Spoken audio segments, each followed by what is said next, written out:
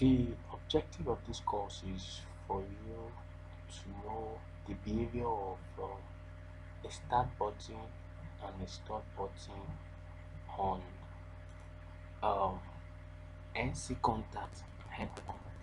When a start button comes into NO contact, how does it behave? When start button comes into an NO contact, how does it behave? When a stop button comes into an NO contact, how does it behave?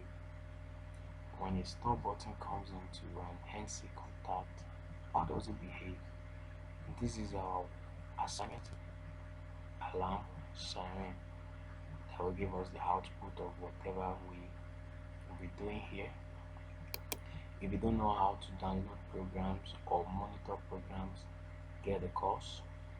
It is on the web, and we've downloaded the simple one, and we've gone online. So now we're having a start button on NO contact.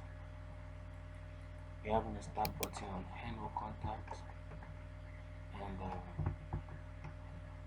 be showing you how it behaves. So get this course to see how behaves